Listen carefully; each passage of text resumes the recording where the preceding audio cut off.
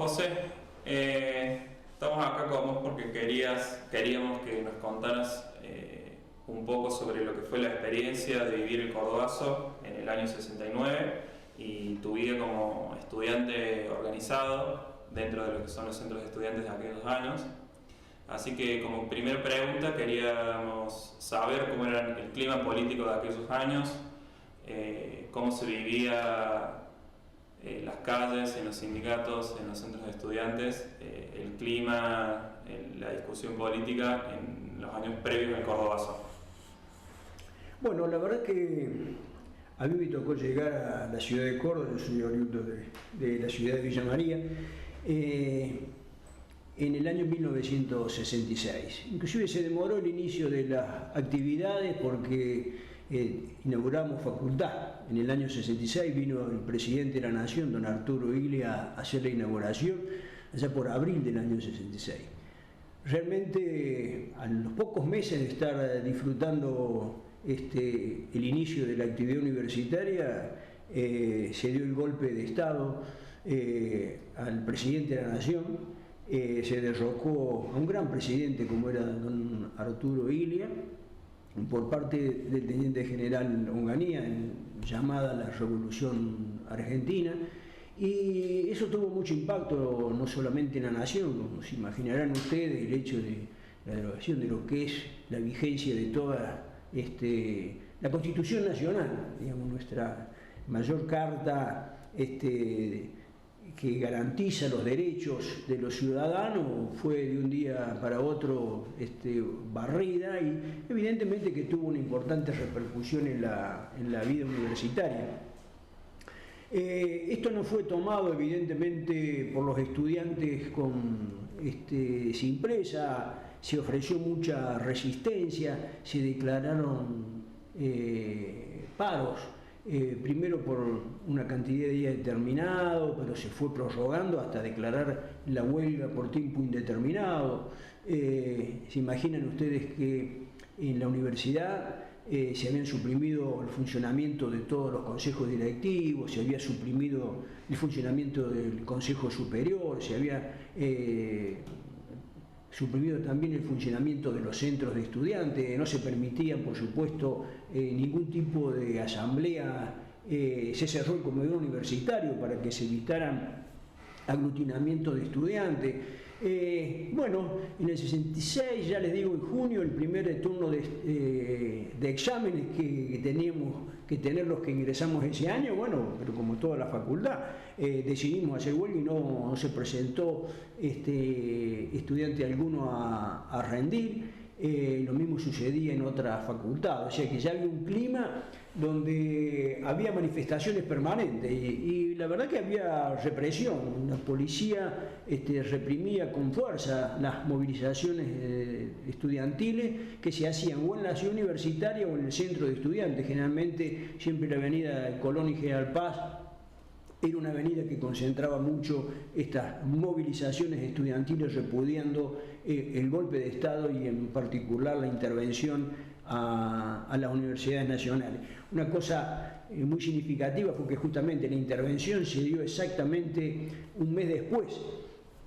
del 29 de junio del 66. El 29 de julio de ese mismo año se intervinieron las universidades y se recuerda un hecho histórico que fue la noche de los bastones largos.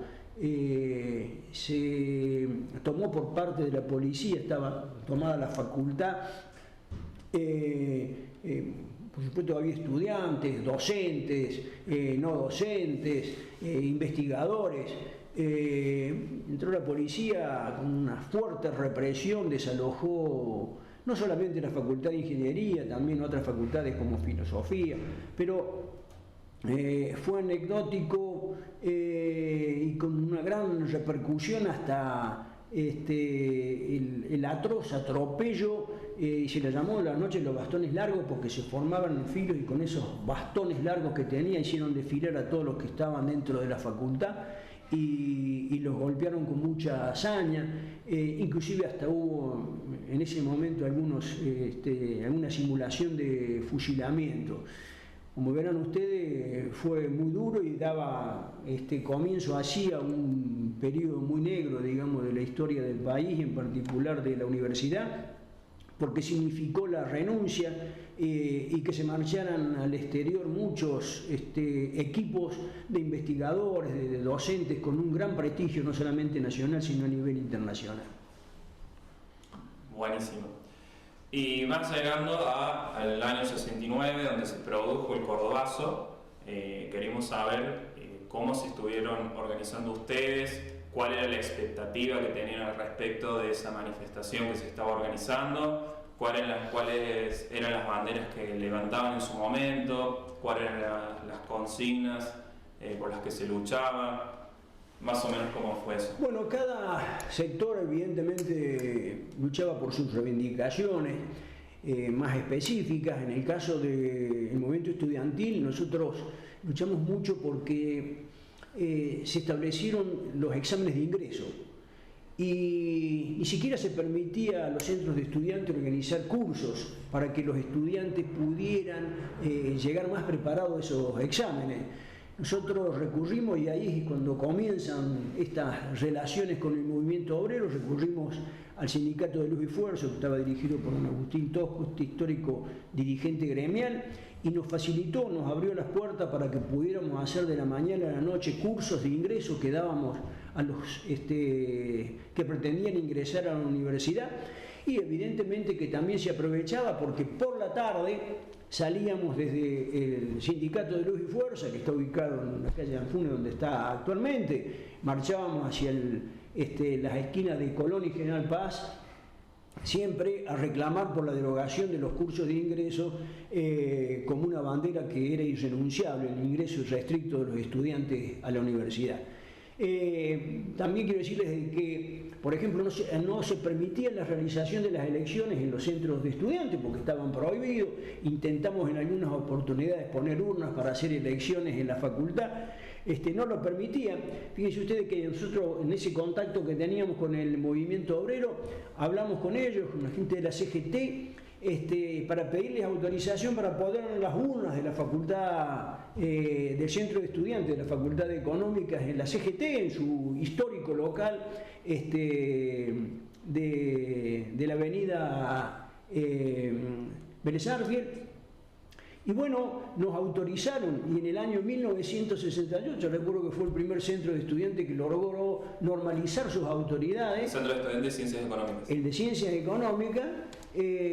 fue el primer centro de estudiantes que logramos normalizarlos, y más de 200 estudiantes se dirigieron hasta la Casa de los Trabajadores para poner su voto en esa elección de autoridades del centro.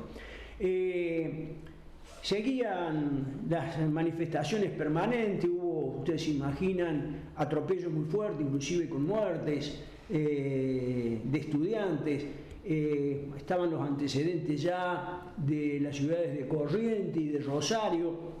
En Córdoba también en el año 66 había habido una muerte que fue muy sentida, muy repudiada, que fue la de Santiago Pampillón en el mes de septiembre, si no mal recuerdo, el día 7 de septiembre, en una manifestación que se había realizado ahí por la Plaza Colón, luego de ser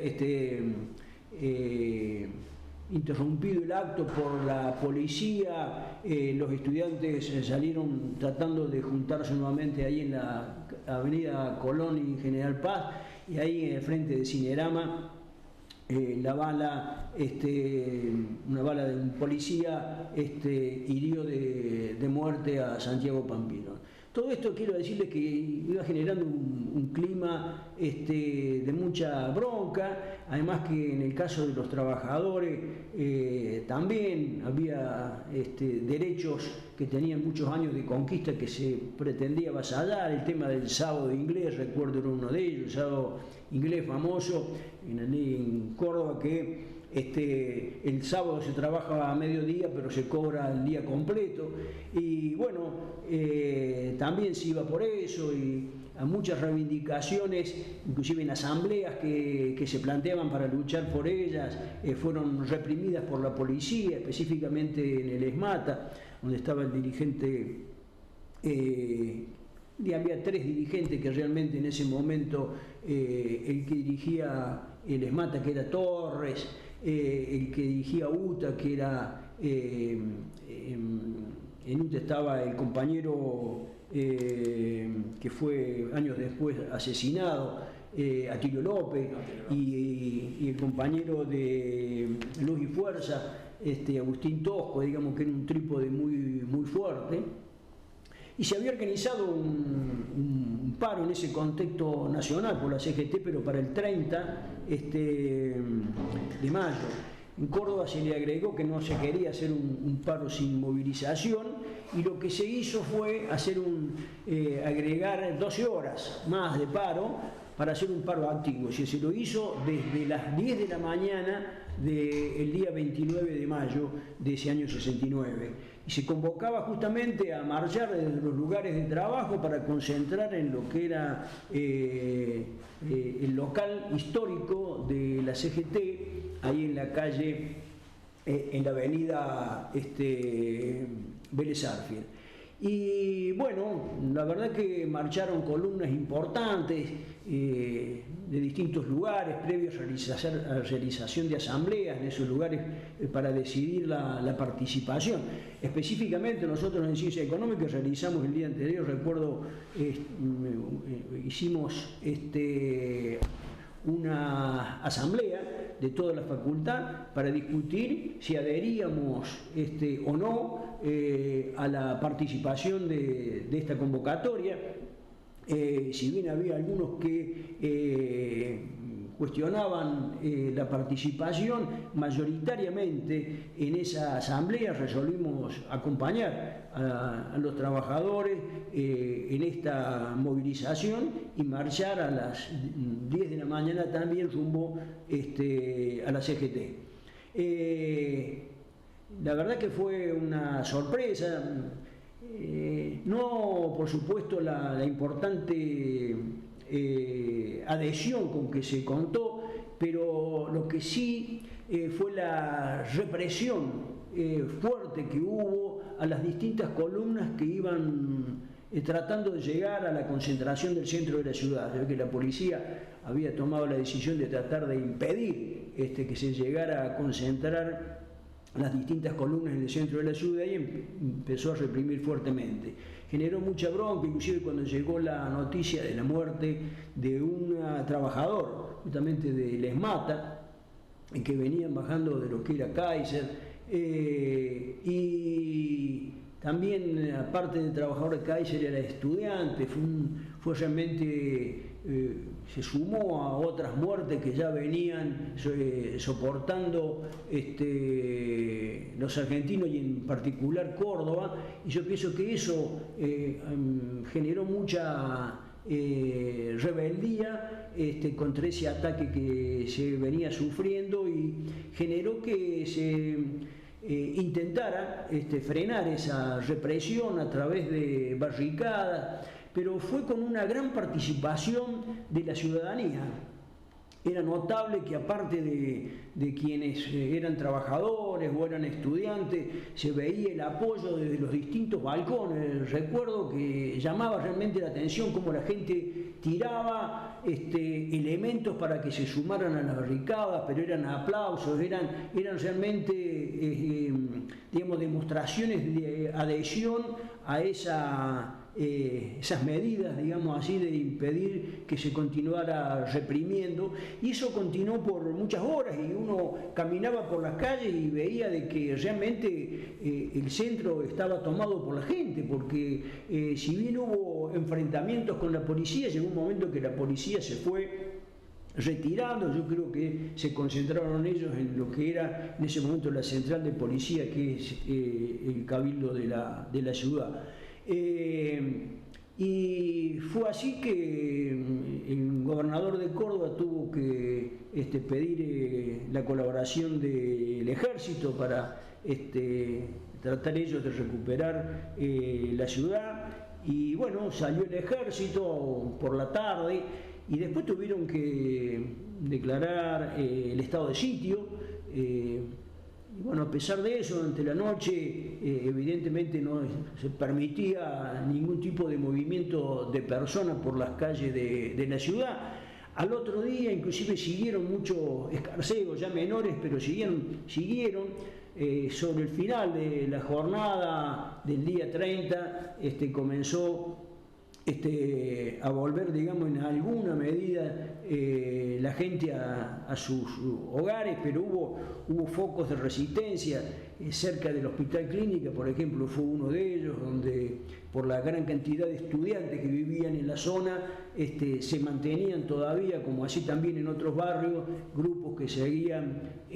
planteando y expresando su bronca contra la represión por un lado, pero contra el régimen que quitaba derechos, que quitaba libertades que teníamos dentro del país. ¿Y hay algo particular que recuerdes de ese día, cuando estaban yendo por cierta calle, estaban yendo a la manifestación, alguna manera con la que se organizaban entre compañeros? Por ejemplo, vos ayer me contabas que había 3, 4 personas que se ponían en tales esquinas y la idea era que cuando marchaban se pudieran ir avisando que estaban bien, porque... No, es una anécdota que generalmente siempre me acostumbraba a hacer, que cuando salíamos desde la facultad, la cantidad de gente que salía se ponía como garantía, digamos, del cuidado de los compañeros que participaban, que a determinada hora del día tenían que pasar por un lugar determinado para decir que estaban bien, porque si no aparecía alguien de los que tenía que aparecer, porque se pensaba que evidentemente podía haber sido detenido, y para tomar medidas que pudieran colaborar con la puesta en libertad. Yo lo que decía es que ese día, en el lugar que se había puesto para hacer el control, era imposible, digamos, ningún tipo de control, porque formaba parte, digamos, de un todo donde todavía había refriegas, había barricadas, y también eran enfrentamientos que lo que a lo mejor se pensaba que podía ser un acto que durase 3 o 4 horas, eso se prolongó, digamos, durante toda la jornada y con mucha intensidad y por toda la ciudad. O sea que una demostración, digamos, de la amplitud que tuvo esto, ¿no? Y bueno, siempre también una de las cosas que recuerdo es el entusiasmo de la gente, digamos, cómo se sentía entusiasmado, valga la redundancia, con el hecho de poner un freno a tanta represión, a tanta quita de conquistas que había en particular en Córdoba. ¿Y cómo fue el después de ese día? O sea, más allá de que continuaron las manifestaciones de alguna manera regular, ¿se puede decir que marcó un antes y un después del cordobazo en el movimiento estudiantil, en los jóvenes, en la juventud en general? En general fue un hito importante en el sentido de que yo pienso que una de las cosas que dejó, que cuando había cosas colectivas fuertes que estaban vulneradas, la gente salía, reaccionaba, se enfrentaba, y que se podían conseguir reivindicaciones enfrentando, digamos, esas políticas en la forma que se lo hizo. Yo pienso que eso, que había empezado como una manifestación que nunca, creo yo, se le había pensado que iba a tener el grado de violencia que tuvo, que se dio fruto justamente a la represión, digamos, fuerte, inclusive con asesinato. Realmente fue lo que generó esa bronca para tomar el cariz que tomó esta movilización, ¿no? Bien, y si tuvieses, ya pasamos a la última parte, si tuvieses que hacer una comparación, una reflexión de lo que era por ahí el entusiasmo o el compromiso que tenía la juventud, los movimientos sindicales en aquellas épocas, si tuvieses que hacer una reflexión con respecto a eso, con lo que sucede hoy, ¿podrías hacer una comparación de lo que crees vos como están organizados o bien desorganizados en medida? Sí. Yo pienso una de las cosas importantes que yo rescato es siempre el valor que tiene la democracia y la importancia de que todos los esfuerzos que se puedan hacer son pocos para defender la vida democrática, defender nuestra Constitución Nacional. Pienso que los que nos ha tocado vivir etapas de dictadura, lo reivindicamos. En especial yo quiero decirles que lo reivindico. Me tocó justamente pasar esa etapa de la universidad con la dictadura de Onganía, pero también después me tocó sufrir el golpe de Estado que se dio en el año 76, ¿no? Y bueno, la pérdida de la vigencia de las garantías constitucionales evidentemente causan mucho daño, uno por la pérdida de tantas vidas, que realmente con la vigencia de las leyes y a través de la organización de los partidos políticos, me parece que tenemos que cada vez mejorando el funcionamiento de esto, con mayor participación, me parece que son la vía que tenemos que rescatar para encontrar los problemas que tiene nuestro país. Yo lo que sí quiero decirles que la participación en la actividad política era mucho más intensa allá por la época del cordobazo, de la que fue pasando con el tiempo. Era muy común la realización de asambleas, pero asambleas de toda una unidad académica, de estudiantes, que se realizaban una vez por semana con total seguridad y con mucha participación de estudiantes. No es que realmente era raro en aquel momento, fíjense lo que era raro el estudiante que no se involucraba en política en esa época. Yo pienso que hay menos participación en la actividad política y eso me parece que ojalá que se revierta, porque me parece, y en especial los jóvenes, es muy importante que vuelvan a pensar que es en la participación y en la actividad política donde vamos a encontrar los mejores caminos para que nuestro pueblo pueda tener un nivel de vida acorde con lo que creo que todos esperamos, muy superior al que hoy tenemos.